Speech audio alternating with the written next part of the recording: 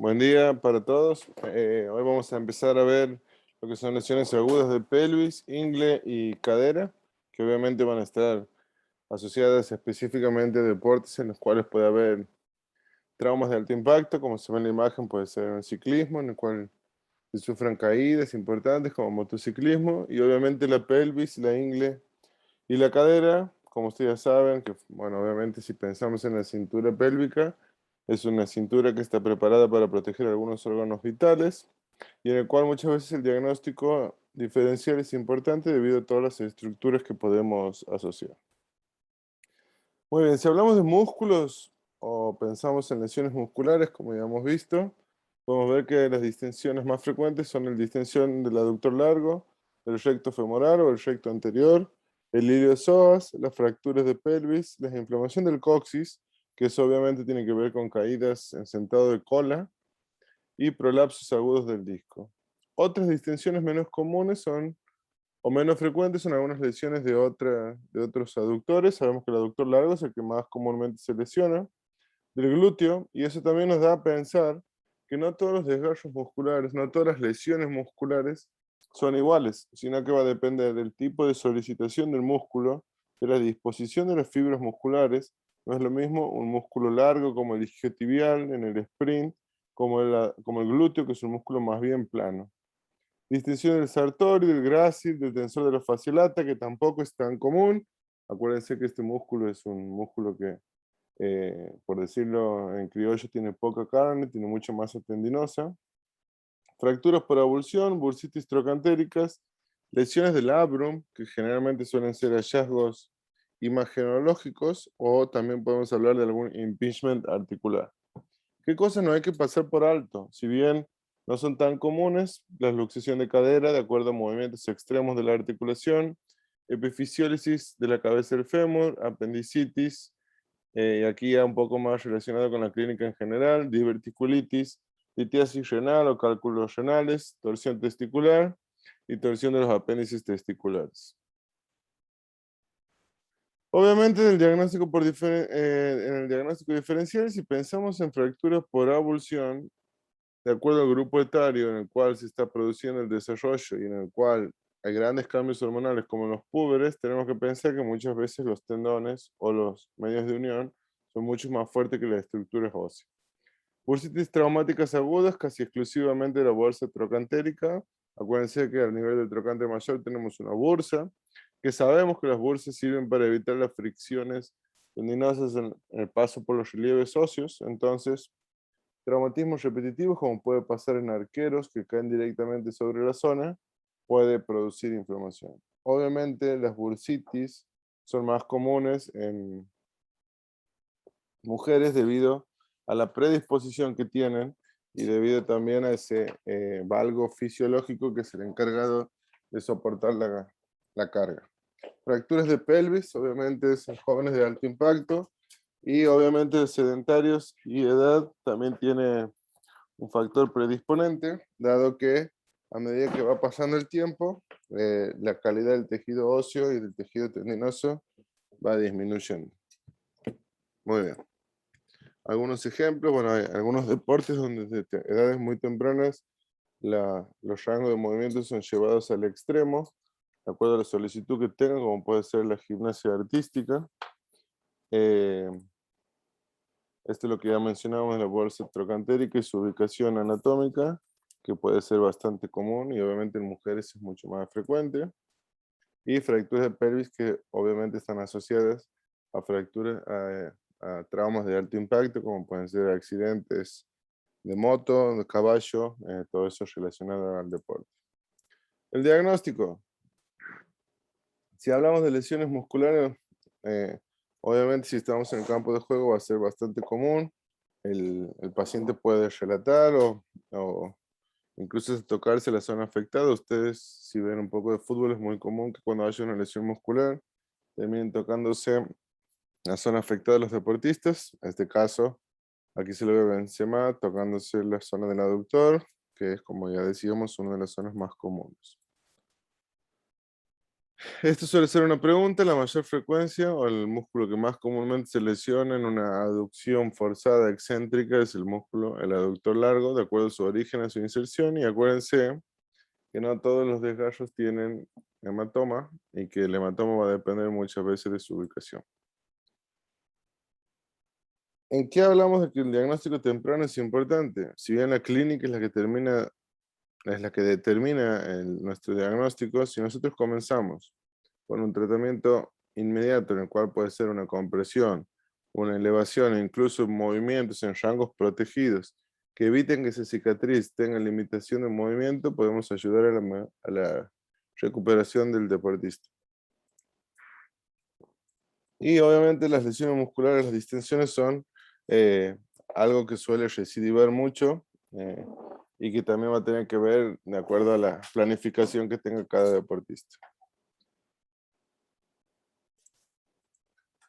Luxación de cadera, no son tan frecuentes, obviamente tienen que ver con movimientos extremos, con una fuerza externa que sobrepase los límites de la articulación, en el cual hay daños de los medios de unión. A mí me tocó solamente ver uno de un futbolista que por ir a trabar una pelota ha terminado llevando su articulación al límite y ha terminado con una luxación de cadera. Es una lesión poco frecuente, de dolor intenso y la posición típica de la extremidad. Obviamente, cuando hay una luxación hay una impotencia funcional de esa articulación, no se puede mover porque se perdió el contacto de las superficies articulares y se terminó lastimando los medios de unión. La epifisiólisis o epifisiolisis, que obviamente lo tienen que pensar de acuerdo a ciertos grupos etarios, no suele ser muy dolorosa, es un dolor desencadenado por el deslizamiento de la epífisis de la cabeza femoral con irradiación hacia la cara interna de la rodilla hay que determinar si el movimiento agrava o no el cuadro. Ustedes van a ver que hay un desplazamiento bien marcado, obviamente tenemos que pensarlo en jóvenes porque todavía no ha terminado de formarse ese tejido óseo a nivel de la cabeza y del cuello del fémur. En la exploración física, como siempre, obviamente la anamnesis es lo más importante, es la que termina determinando nuestro diagnóstico hacia dónde nos vamos a orientar. Si ustedes son buenos haciendo la anamnesis o logrando interpretar lo que el paciente les dice, ya tienen una gran ventaja inicial. Si hablamos de la inspección, obviamente podemos pensar en una tumefacción, una hemorragia. Ya sabemos que no todas las lesiones tienen hemorragia o hematoma, pero tenemos que ver. El mecanismo de acción nos va a determinar generalmente el diagnóstico y también todo lo que sea poner en tensión al músculo como elongar va a producir dolor y el paciente va a tratar de evitarlo.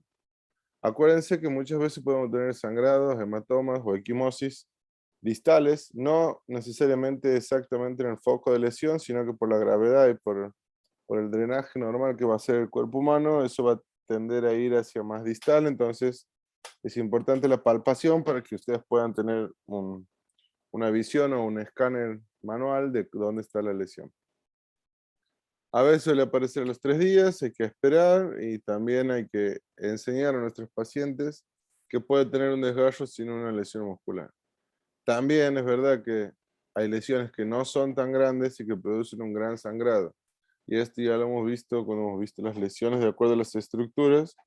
Va a depender más de la zona en la cual se lastima el músculo, si tiene un compromiso facial o no, y de acuerdo a la instigación de la zona afectada.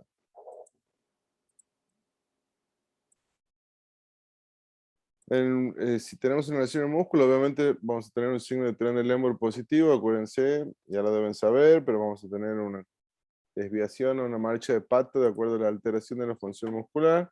Y no se puede dejar de lado examinar la columna lumbar por los compromisos y por la relación de las raíces nerviosas con este segmento, que ya lo tenemos más que visto. La fractura desplazada proximal de fémur, que esto es importante porque ustedes, en caso de que haya un impacto grande, van a tener que saber diferenciar si es una luxación, si es una fractura. Obviamente reducir una luxación de cadera no es nada fácil, no nos corresponde y es importante saber cómo inmovilizar para poder trasladar. ¿Cómo vamos a encontrar el miembro inferior afectado en una fractura desplazada proximal de fémur? Esto también suele ser pregunta, así que sépanlo. Se va a encontrar en rotación externa y la extremidad va a estar acortada. Esa es una de las principales diferencias. Una fractura en la cintura pélvica puede ser una fractura grave o no. No es lo mismo fracturarse la cresta ilíaca que fracturarse a nivel del agujero obturador o algo que esté comprometiendo la integridad y la indemnidad de la pelvis y su función de cubrir a todas las vísceras. Las luxaciones traumáticas de cadera, también la cadera va a adquirir una posición típica y aquí es una de las formas de diferenciarla de la fractura proximal, que también suele ser pregunta, así que sépanlo. En este caso vamos a encontrar el miembro en una aducción. Obviamente el paciente tiene impotencia funcional porque no están en contacto las superficies articulares, en flexión y en rotación interna. Y si vemos o examinamos al paciente, vamos a ver que hay el miembro se encuentra alargado, a diferencia de lo que mencionábamos anteriormente. En la palpación, obviamente la solución de continuidad hipersensible en el vientre muscular, un tejido cicatrizal que puede haber producido por lesiones previas. Acuérdense que cuando se lastima un músculo nunca más va a haber tejido muscular en el medio, puede haber algunos vestigios, pero va a ser tejido cicatrizal fibroso que es el que va a ir produciendo esa nueva unión y por eso es nuestra función desde un primer momento, de acuerdo a las posibilidades que tengamos y lo que el paciente nos permita, empezar a dar estímulos necesarios para que esa cicatriz trabaje de la manera adecuada cuando vayamos a dar el alta a nuestro paciente. Y muchas veces se van a encontrar con pacientes que dicen, no, yo tenía un desgarro y aquí me encuentro con la palpación, o incluso muchas veces se ve hasta el huequito cicatrizal después de haber pasado un tiempo en el que el paciente no se trata. Las fracturas de pelvis inestables obviamente son graves y que puede haber grandes compromisos no solo de órganos internos, sino también a nivel de nervios que dan irradiación y que dan información a esos órganos que mencionábamos. Y hay que tener en cuenta también si se rompe esa continuidad del anillo pélvico, si hay una lesión ligamentaria que está comprometiendo, o si hay una diastasis, o si hay alguna, se llama outflare o inflare, cuando el ilíaco pivotea o rota sobre su eje longitudinal hacia afuera o hacia adentro. Obviamente, para que eso pase, tiene que haber compromiso de los ligamentos sacroilíacos, de los ligamentos iliolumbares, y obviamente cuando se altere la relación del pubis, seguramente va a repercutir sobre la relación sacroilíaca y lo mismo al revés. Cuando hay una alteración sacroilíaca, hay que ver o evaluar que no haya un compromiso a nivel del pubis. Eso se llama lesión del libro abierto, que es tal cual el nombre, como si se separaran las hojas de un libro.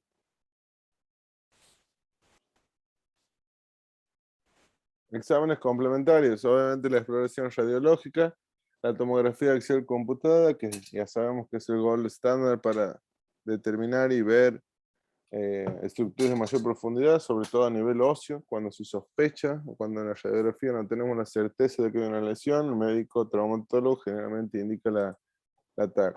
Resonancia magnética nuclear para ver estructuras más profundas, musculares, para ver las relaciones con los órganos suele ser muy importante. Muy bien, algunos ejemplos, algunas imágenes como se ve, obviamente una radiografía, si sospechamos también se puede pedir una resonancia y esto se ve en un corte axial. Y acuérdense que el piso pélvico también juega un papel importante en todo esto. Algunos otros exámenes complementarios como para poder hacer algunos diagnósticos un poco más frecuentes cuando hay tantas dudas son centillogramas óseos en los cuales se inyecta al paciente algún medio de contraste y se los determina para ver si hay alguna alteración en la captación de este contraste o hay algún signo como que puede indicar que haya un tumor o alguna fractura o alguna complicación que estemos pasando por algo. La ecografía, esto es lo que veníamos diciendo. Bien. La ecografía, como ya saben, es operador dependiente, depende de la capacidad del operador. Y obviamente tenemos que tratar o tenemos que tratar de que el médico derive de acuerdo a su sospecha a un médico que haga diagnóstico por imagen especializado en ecografía y si sospechamos de alguna lesión muscular, que se dedique lo más eh, profundamente a estudiar las lesiones musculares.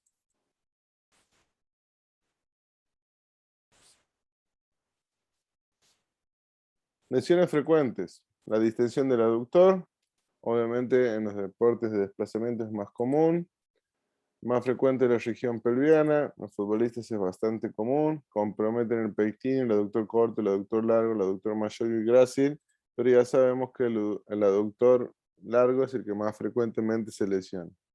Y también es importante tener en cuenta la ubicación dentro de estos aductores, si es más cercano a la unión miotendinosa, si es en su vientre muscular o si es más bien a nivel distal y tener en cuenta la alteración o dónde se encuentra comprometido.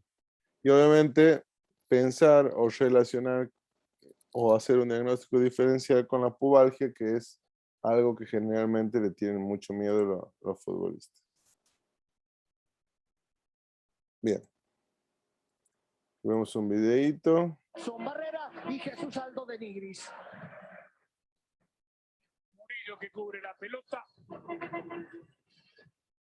Opa, cuidado que se pudo haber. Se pudo haber tironeado. La isla, ¿eh? Déjalo. Mire. Él solo, ¿eh? Ahí. Ahí fue. Ahí. Mire, se agarra la isla. Teléfono Ojo, para Peckerman. que está viendo el partido en Miami. Bien, mientras ustedes repasan o ven el origen e iniciación del aductor mayor, como ustedes ven, si entrenan su ojo dentro de la demanda deportiva, incluso hasta los relatores pueden determinar o pueden sospechar que hay una lesión muscular debido al movimiento excéntrico, balístico, sin control, en el cual el músculo es llevado al extremo y obviamente termina lastimándose. Esto es para que vean un poco o se acuerden los orígenes e inserción de los aductores, que no viene al caso, pero que ustedes ya lo saben. Esto ya lo hemos visto, es el mecanismo más común es una abducción con una activación excéntrica en el cual se estira al máximo el músculo y no puede soportar la carga que estamos produciendo. O puede ser por una sobrecarga repetitiva de acuerdo a la solicitud de la demanda del juego, los ejercicios que propongamos, en el cual termina en algún momento ese estímulo siendo superior a la capacidad del músculo de absorberlo.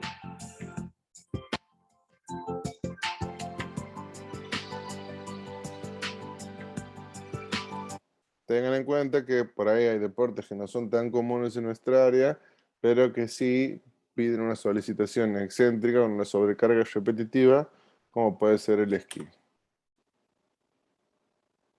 Bien, las ecografías, que eso van a tener que ir entrenando para ver soluciones de continuidad, para ver si hay alguna lesión más allá del informe que les mande el médico. Aquí es cómo se ve o cómo se lee, generalmente una ecografía en la cual dice qué es lo que se ve, qué transductor se utiliza.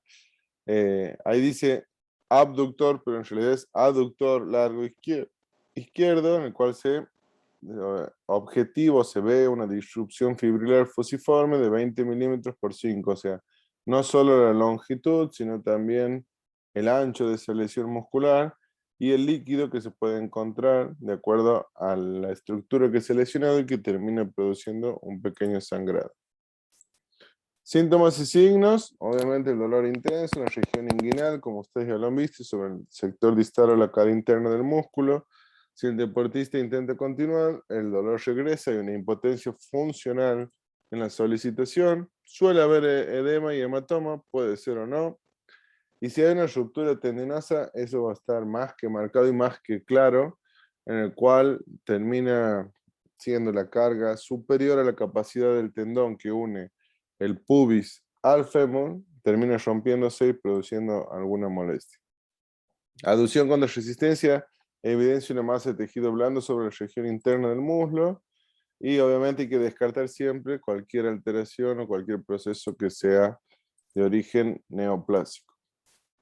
La distensión del recto femoral, una distensión bastante común en deportistas, sobre todo en el fútbol, acuérdense por el gesto de patear, en el cual hay una extensión de cadera y una flexión de rodilla, más los gestos repetitivos, pero obviamente lo que lleve, lo que aleje origen e inserción repetidamente va a ser más común. Ya sabemos que la acción es flexión de cadera y extensión de rodilla, entonces las posiciones que le llevan a máxima tensión tendrán un fuerte impacto en cuanto a la posibilidad de que se lesione. Rupturas totales en el extremo distal son más comunes en la unión del músculo con el tendón cuadricipital, y las rupturas parciales en la unión tendinosa proximal suelen ser más comunes. Como ya hemos dicho, el mecanismo de lesión es una extensión de cadera y una flexión de rodilla, y sumado o continuado por una flexión súbita de cadera con la rodilla extendida, o alguna resistencia súbita e inesperada, como puede pasar en el fútbol si uno va a pegarle al arco y de repente le traban la pelota, o por ejemplo cuando hay un deporte de contacto y tenemos que empujar a nuestro oponente, hacemos una contracción súbita contra una resistencia que es superior a la nuestra. ¿Cómo se ve o cómo se vería con algunas imágenes del VAR? Los síntomas y signos ya los hemos mencionado, ya sabemos cómo va a aparecer, el dolor puede variar o no, y ya sabemos cómo se va a hacer el diagnóstico también, porque en las distensiones musculares cambia el mecanismo, cambia la patogenia, pero es más o menos lo mismo. Cuando hay una ruptura de la unión músculo-tendinosa total, el tratamiento es quirúrgico, porque la impotencia funcional va a impedir que se pueda hacer esta flexión de cadera y que se pueda realizar el gesto del chuteo o de patear al arco. Entonces, hay que evaluar, y el médico tendrá que evaluar si la solución es quirúrgica para unir ese tendón nuevamente al hueso.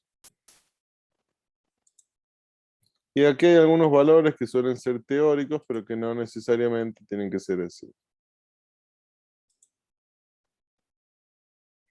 Distensión del iliosoas. Bueno, es un músculo, como ustedes ya saben, muy importante. ¿Por qué? Porque va desde posterior hacia anterior, pasa los 3 planos dentro de la posición anatómica que conocemos.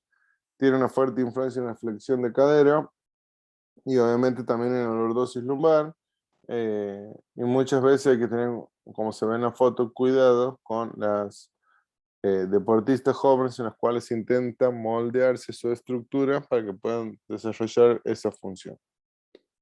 El iliosoas o el psoas menor, psoas mayor, más todo lo que ustedes ya conocen, más la unión con el ilíaco, no tiene sentido mencionarle ahora. Tener en cuenta el psoas mayor y el psoas menor, que son retroperitoneales, en su flexor más fuerte cadera, el mecanismo de lesión es una flexión de cadera contra resistencia, y la sobrecarga, como puede ser, por ejemplo, en movimientos repetitivos de flexión de cadera, como se solía identificar o decir anteriormente, hacer los abdominales bajos, en los cuales se produce se extienden los miembros inferiores y se produce una flexión de cadera. Ya que estamos aquí, siempre saber que nosotros tenemos que proponer ejercicios, así como los profes deben proponer su plan de entrenamiento, de acuerdo a las demandas funcionales de cada deportista. ¿Los abdominales bajos son malos? No. ¿El crunch o el abdominal bolita es malo? No. ¿Son superiores a otros tipos de ejercicios a la hora de indicarlos para activar abdominales? No. Entonces yo voy a tener que ver cuáles son los movimientos que se realizan en la práctica del deporte que realiza mi paciente para proponer la activación abdominal en relación a su deporte, y no pensar una rehabilitación, una readaptación, una vuelta al campo de juego pensando en ejercicios que activan distintos grupos musculares, sino pensar de acuerdo a la solicitación y a la capacidad y a los patrones de movimientos que vaya a realizar nuestro deportista en su práctica. Signos y síntomas, bueno, obviamente ya lo sabemos. Tener cuidado con la relación con el ligamento inguinal, acuérdense todo lo que pasa por ahí. Acuérdense que une o va desde la cresta ilíaca, de la apófisis ilíaca anterosuperior, y llega hasta el pubis, más toda la relación que pasa por debajo con el psoas, el plexo y la arteria. Tener en cuenta esas relaciones que puede comprimir al nervios ilioinguinal, genitofemoral y femoral, dando sintomatología en la zona de irradiación. Y también se habla mucho de la hernia del deportista, en el cual se lastima este ligamento inguinal y termina comprimiendo o dando sintomatología, como si fuera una patología de cadera degenerativa, tener en cuenta la evaluación de nuestro paciente si tiene la capacidad de realizar los movimientos normales, la fuerza necesaria y la sensibilidad de la zona. Bien. El diagnóstico diferencial ya lo hemos visto, ver si hay dolor en el área de la lesión muscular con flexión de cadera contra resistencia o elevar la pierna con la rodilla extendida. Entonces yo puedo evaluar la flexión de cadera con la rodilla flexionada o con el miembro inferior extendido para determinar el compromiso y la zona que abarca la lesión. La palpación del trocánter es menos dolorosa y obviamente hay que descartar siempre que haya alguna lesión o algún compromiso del psoas, la apendicitis, sobre todo obviamente en la fosa ilíaca derecha, acuérdense anatómicamente dónde se encontraba el apéndice, la diverticulitis, que ahora vamos a ver qué es, una hernia estrangulada, acuérdense que aquí también cualquier esfuerzo superior a nuestra capacidad puede traer una hernia inguinal, una hernia umbilical, y siempre es importante eso, que el cirujano haga el diagnóstico diferencial si nosotros tenemos en cuenta. Una litiasis renal, un cálculo renal, o alguna alteración del riñón, acuérdense o tengan en cuenta que los riñones están bastante en relación a lo mismo que los uréteres con el psoas, entonces es importante siempre descartarlos clínicamente. Perdón. Y una ruptura del músculo del recto abdominal que obviamente se producirá cuando un esfuerzo sea superior o un movimiento excéntrico, como puede ser, por ejemplo, en el saque del tenis. Tener en cuenta que vemos un ejemplo, apéndice normal, apéndice inflamado, maniobras especiales, la maniobra de rebote para ver si hay una irritación en el peritoneo, el punto de McBurney, que es una fosa ilíaca, sugiere apendicitis, y tener en cuenta si el dolor cambia o no con la solicitud mecánica de flexión de cadera, que eso ya nos puede determinar alguna manera de producir, de descartar si es una afección del músculo psoas o si es algún compromiso del apéndice. Algunos ejemplos, la maniobra de McBurney se suele preguntar, el signo del psoas, en el cual aumenta el dolor en la fosa ilíaca derecha al realizar la extensión activa de cadera. Y aquí se encuentra el punto apendicular para ver y determinar si hay un compromiso del apéndice. Los divertículos. ¿Qué son los divertículos? Bueno, son dilataciones saculares de la pared del colon con pequeñas herniaciones de la mucosa y la submucosa del intestino y que además producen unas pequeñas protusiones donde pueden penetrar algunos vasos sanguíneos. Esto también es importante, realizar la consulta con el gastroenterólogo y obviamente a medida que son deportistas de mayor edad, esto suele ser bastante más común. Las relaciones de los músculos con los órganos, que no podemos dejar de lado, acuérdense que está todo junto. Y obviamente una litiasis renal, que es algo muy doloroso y que un cólico renal, si alguno lo ha tenido, seguramente no se va a olvidar, porque muchas veces dice que incluso es más común en los hombres y obviamente tiene que ver con la dieta y con la posibilidad de tener algún cambio de hábito para poder mejorar esta condición. Y hernias inguinales bien marcadas que no pueden ser tenidas en cuenta, no pueden ser dejadas de lado. Cuando el paciente tiene que ir a cirugía, se coloca una malla para también evitar y disminuir y contener a estas vísceras que se encuentran herniadas. Distensión del recto abdominal, como ya decíamos, obviamente sabemos la relación que tiene entre el esternón, el pubis, la relación en su inserción distal, como un recto abdominal o cómo puede sus inserciones ir de lado a lado, cómo tiene un tendón que va comunicando el famoso six-pack o los ravioles de los abdominales, que sirve para generar fuerza y para poder tener un punto medio en el cual los vientres musculares vayan actuando de manera continuada. obviamente la acción ya sabemos, el flexor de columna lumbar acerca de la esternal pubis, los desgarros en el vientre muscular o la unión tendinosa son más comunes, y las roturas o rupturas completas son generalmente raras. Hay que ver qué deporte a nosotros generalmente no nos toca mucho, salvo que sea por impacto directo.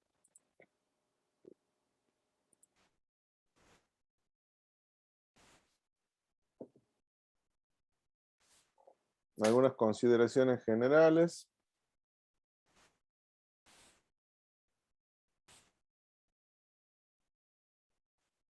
Bien. Algunas otras lesiones, bueno, grácil o recto interno, el pectíneo, que por ahí, de acuerdo a su función, ya sabemos cuáles van a ser la solicitación que los termina lesionando. Aquí dice gemelos, pero en realidad hablamos de gémino superior o gémino inferior. Y repito lo que siempre digo, más allá de saber exactamente cuál es el músculo que se lesiona, es mucho más importante ver la función que se encuentra alterada y restituirla o mejorar. Muy bien. Las fracturas de la región proximal del fémur, esto seguramente lo van a ver con el doctor Bravo más común, pero podemos hablar de una fractura transcervical, de una fractura intertrocantérica, una fractura supratrocantérica, y de acuerdo a la disposición, obviamente va a ser distinta la conducta quirúrgica a seguir. Obviamente, deportes en caída con alto impacto, donde más comúnmente se va a producir, nosotros en la práctica diaria lo vemos generalmente o en pacientes que tienen alguna fragilidad ósea, puede ser una caída en su vida diaria, o accidentes de alto impacto, como puede ser en motocicleta. Bien, esto seguramente lo van a ver con el doctor Bravo, pero vamos a ver distintos medios de fijación. Podemos hablar del DSS o del DHS, que eso obviamente calculo que él lo va a hablar. Reemplazo de cadera, obviamente, estas prótesis tienen una vida útil, hay que tratar de llevarlo lo más cercano a los 60 años. Se producen o se realizan porque el paciente no da más de dolor, se ha perdido la luz articular y hay un daño en el cual ya se pone en compromiso la calidad de vida del paciente. Bien. Bueno, a ver si se puede ver este video. Bien.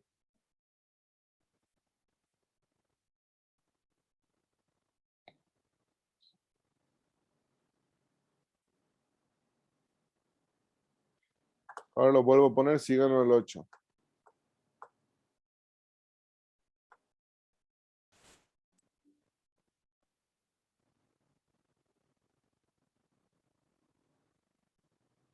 Bien.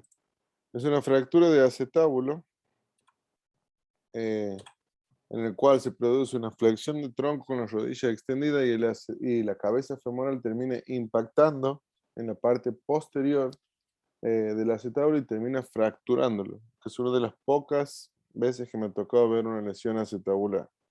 Obviamente es un dolor punzante, la movilización del cartílago, hay un chasquido o una sensación de toque. La abducción, la rotación interna y obviamente el dolor es la causa o es lo que termina eh, ayudándonos a concluir con un diagnóstico. Pero ustedes siempre tienen que pensar, eh, o de acuerdo al conocimiento que ya tienen, en cuál es la estructura que se ha lesionado, de acuerdo al mecanismo o al movimiento que ha producido nuestro deportista. Esto se puede hablar como el labrum tear o la lesión del labrum, en el cual hay como, se le dice tear, porque es como una pequeña lágrima ahí que termina lesionándose sobre el cartílago. Dolor en la región pelviana e inguinal, bueno, esto ya lo hemos mencionado, hay algunas lesiones asociadas en las cuales tenemos que tener en cuenta, y obviamente hay cosas que no se pueden pasar en alto, que ahora vamos a ver. Esta es una paciente que tenía desgarre de aductor en su etapa final, en el cual el jugador de hockey, en el cual le pedíamos que haga una activación excéntrica de aductores controlada para ver si tenía dolor o no. La humedad esa de ahí abajo.